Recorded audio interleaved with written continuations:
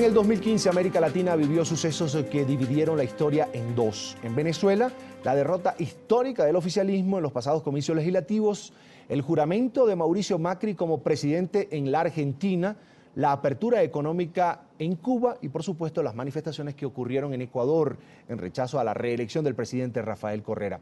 Estos hechos, por supuesto, nos llevan a preguntarnos qué pasará con el socialismo en la región este año 2016. El socialismo es una ideología política y económica que nació fundamentalmente en Europa, y Cuba fue el primer país de América Latina en adoptar el pensamiento marxista, bajo el direccionamiento de Fidel Castro, quien destruyó el viejo aparato estatal y estableció el poder revolucionario, que llevó a cabo una serie de reformas para transformar el sistema económico y establecer nuevas relaciones productivas para la isla. En ese momento, Cuba emprendió el camino socialista que planteó otra forma de organizar la vida, cambiando el significado de la democracia con otras formas de participación popular. Venezuela fue el segundo país en seguir esta corriente ideológica, creando un proyecto político en el cual tomó un rumbo importante la economía, debido a los proyectos sociales que el poder llevó a cabo. De esta manera se vieron influenciados países como Brasil, Ecuador, Bolivia, Argentina, Uruguay y Nicaragua. En ese momento la ideología de izquierda tomó fuerza y permaneció sólida durante varias décadas, aunque los cambios no se hicieron esperar en medio de un nuevo escenario político marcado por la existencia de gobiernos de centro-izquierda bajo una fuerte presión de la sociedad civil y de movimientos de masas. El triunfo de la oposición en las elecciones presidenciales de Argentina significó el fin de la era kirchnerista que permaneció durante 12 años en la Casa Rosada. De igual manera ocurrió en Venezuela, con la derrota que sufrió el chavismo con la mayoría absoluta que consiguió la oposición de 112 diputados para la Asamblea Nacional. Por otro lado, la situación en Brasil no puede ser peor para el gobierno de Dilma Rousseff y el Partido de los Trabajadores, debido a que desde el Congreso piden su renuncia por los casos de corrupción que han salido a la luz y la grave situación económica que vive el país. Y en el caso de Bolivia y Ecuador, sus gobiernos buscan promover de cualquier forma la reelección indefinida, pero las presiones opositoras han estancado esas intenciones. Hasta ahora Nicaragua es donde mejor parece estar posicionado el socialismo, debido a la popularidad que conserva el presidente Daniel Ortega en medio de una reforma constitucional para la reelección indefinida. Así está el panorama en estos países que han sufrido una serie de cambios estructurales debido a la presión ciudadana, lo que sin duda plantea una reflexión sobre el futuro del socialismo en América Latina. Para analizar este tema quiero saludar a Nicolás Albertoni, analista internacional del Centro de Estudios de la Universidad de Georgetown. Nicolás, gracias por empezar este 2016 con nosotros. Un feliz año para ti, por supuesto. Bueno, un saludo para todo el canal de las Américas. Es un gusto para mí, iniciar este año y desearles a todos ustedes y a la audiencia un feliz año. Gracias por estar con nosotros. Bienvenido. Nicolás, hablemos de los cambios políticos que vivió América Latina en 2015. ¿Podríamos pensar que estábamos frente al inicio de una primavera latinoamericana? Bueno, lo de la primavera latinoamericana justamente es un concepto que algunos hemos mencionado, algunos analistas hemos mencionado, porque claramente América Latina está viviendo cambios y eso nadie lo podría negar. Y uno podría decir, bueno, no solamente cambios ideológicos, porque de alguna forma, más que algunos quieren tachar de izquierdas o derechas algunos partidos hoy en América Latina, ahí podemos ver que una convergencia en muchas cosas. O sea que el tema no es de primavera en términos ideológicos, porque es difícil hoy percibir claramente una izquierda radical o una derecha radical, porque estos han sido más discursos que se han armado. Lo que sí hay una primavera clara es en empezar a no perdonar los problemas de corrupción, de atropello a la institucionalidad que ha habido en América Latina en los últimos años. Eso es lo que estamos notando básicamente con tres hechos importantes que se han dado en este 2015 y vale resaltar que en la última parte del año concretamente. Uno son las elecciones en Venezuela, básicamente renovando el Parlamento, fue en las elecciones parlamentarias. El segundo hecho fueron las elecciones en Argentina, en este caso presidenciales, ganando el presidente Macri contra el kirchnerismo. Y el tercer hecho, no menor, es lo que está pasando en Brasil con el juicio político a Dilma Rousseff.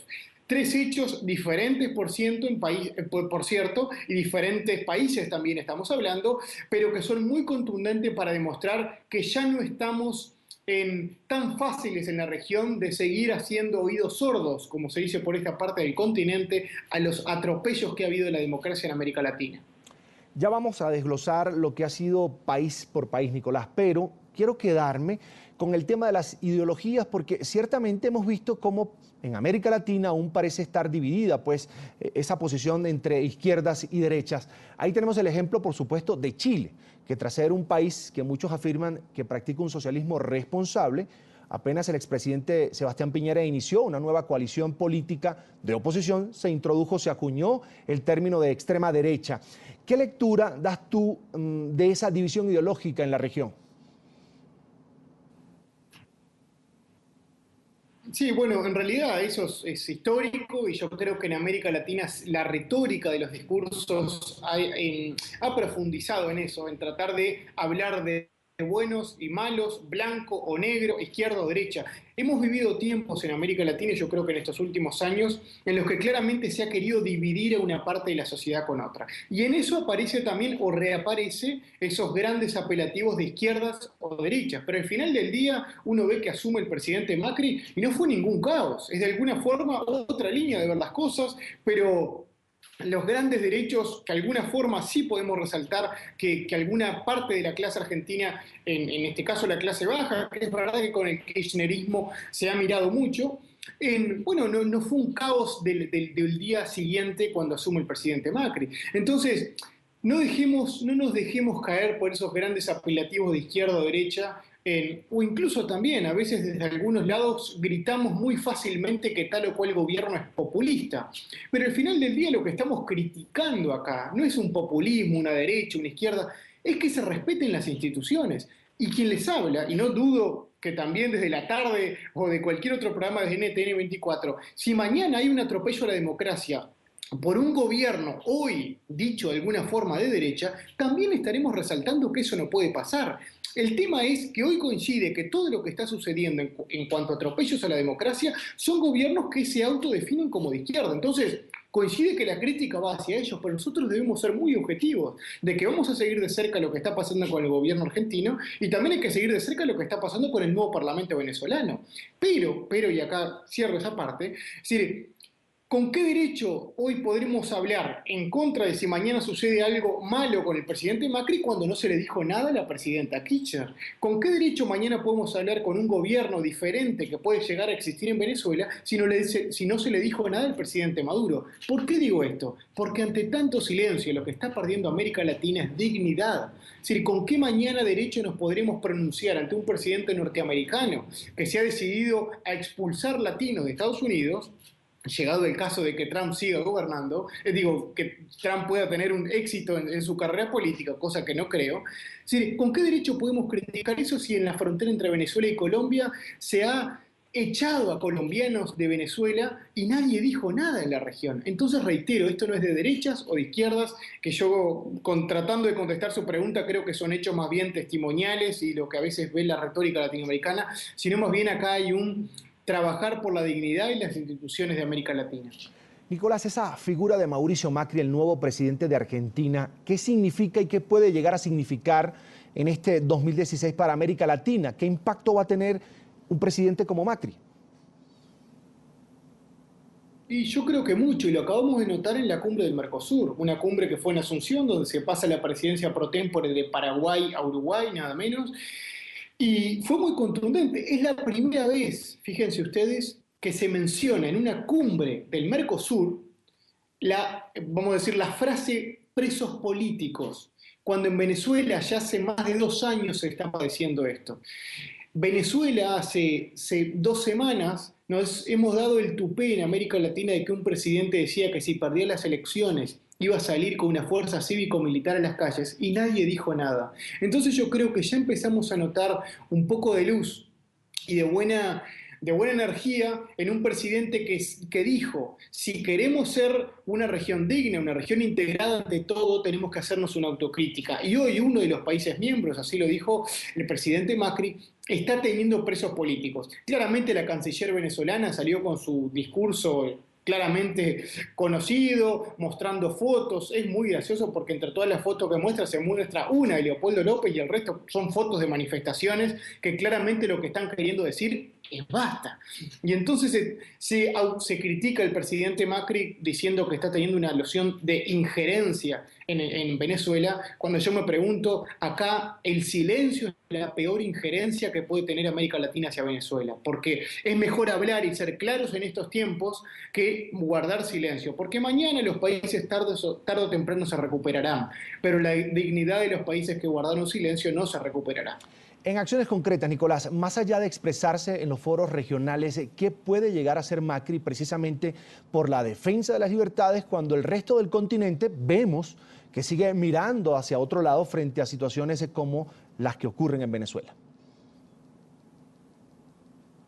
Bueno, es una buena pregunta porque quienes hemos seguido estos hechos y las cumbres y demás, vemos también que más allá de ver en Chile un país bastante pragmático en el que uno confiaría que podría poner estas cosas sobre la mesa, no se lo ha escuchado tanto, pero no se lo ha escuchado tanto tampoco con Piñera.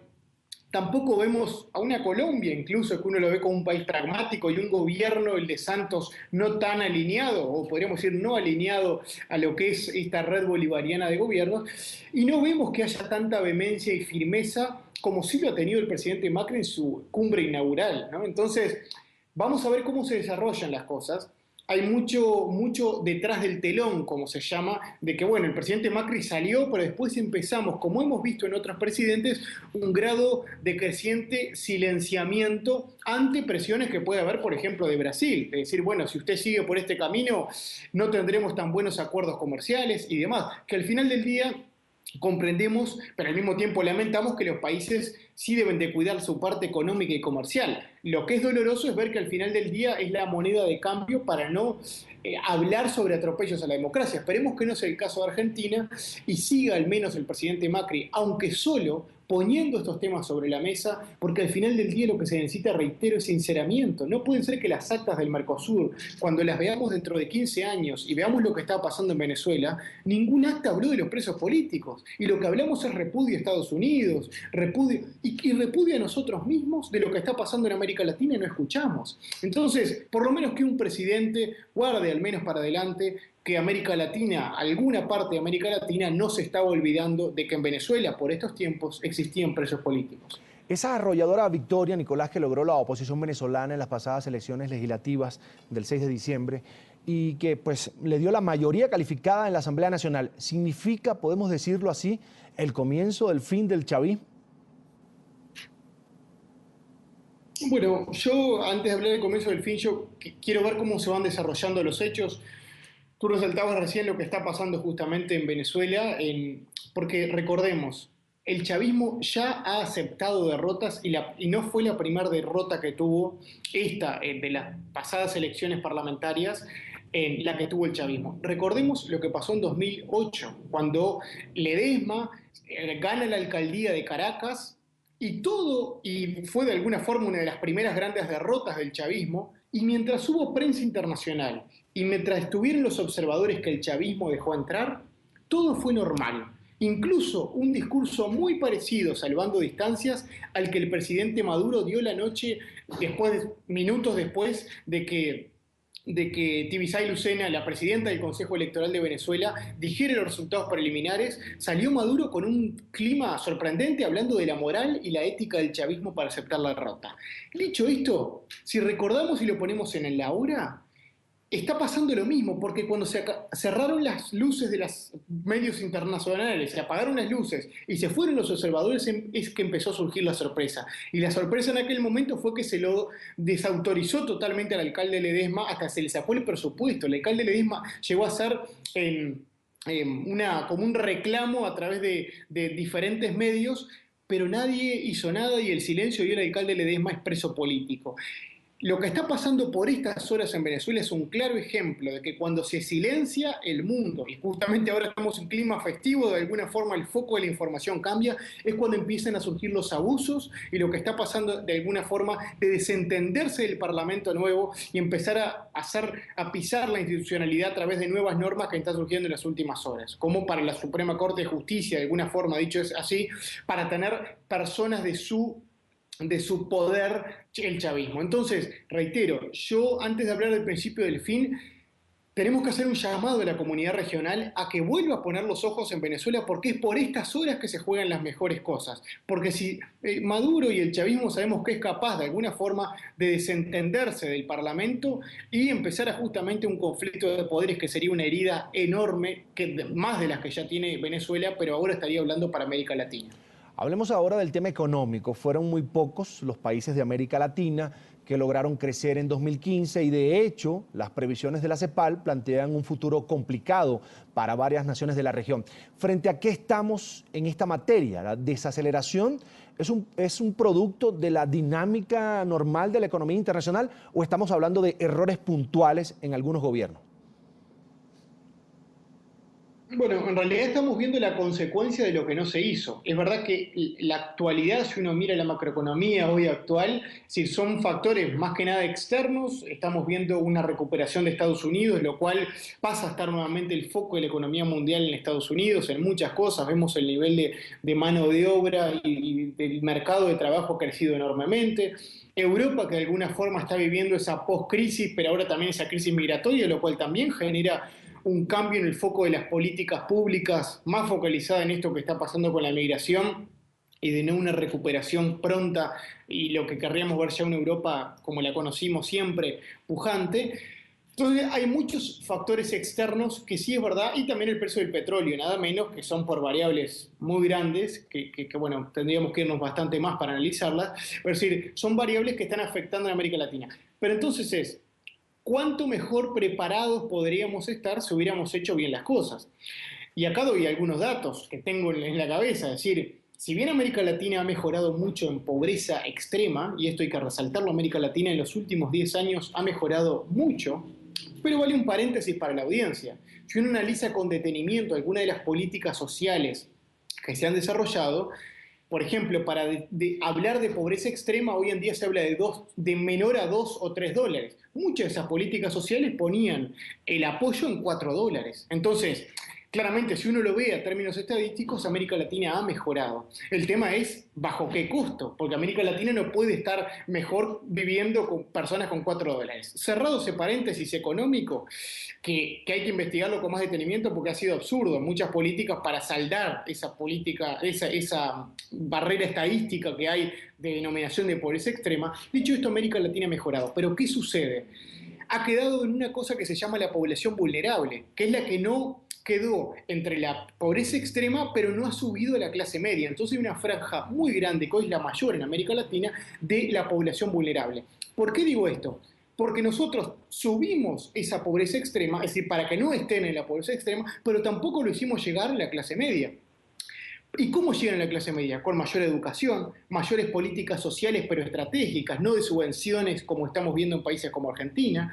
Entonces, es en esas variables estratégicas y de desarrollo de largo plazo que no hemos mejorado. América Latina ha bajado en las pruebas PISA, América Latina ha bajado en innovación. Entonces, lo que hicimos es empujar un poco sociológicamente, pero no estratégicamente para decir que ahora, en años difíciles, podremos estar preparados para afrontar lo que nos espera en el mundo. Y no estamos aprovechando lo que está pasando con un transpacífico, por ejemplo, un transatlántico. El transpacífico, solo 3, 4 países de América Latina serán parte porque han sido los más proactivos. Entonces yo creo que se vienen años de ajustar los cinturones, por decirlo de la mejor manera, pero para algunos países va a ser muy complicado. Fíjense que Venezuela es solo comparable en términos de inflación con Siria. Es el país que solo es ganado en términos de inflación por Siria. Entonces, ¿a dónde hemos llegado después de tantas políticas que no han servido? Argentina no mide la pobreza hace más de 2 años. Entonces, ¿a dónde queremos llegar con todas estas cosas? Claro que hay países que se destacan, pero hay mucho que se ha hecho mal y la región como un todo va a ser muy difícil proyectarse comúnmente. Y frente a este panorama, ¿cuáles son las perspectivas para 2016? ¿Qué deben hacer, Nicolás, los países donde están precisamente esos focos rojos?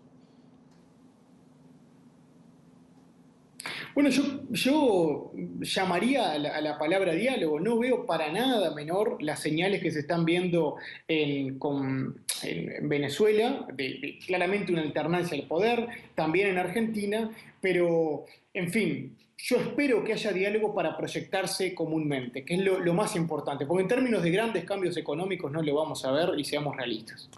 Ya para finalizar, Nicolás, retomo el tema de Brasil, que tú mencionabas anteriormente, porque si bien el gigante sudamericano es un foco económico y de referencia, hoy también es un foco de corrupción sin precedentes en la región.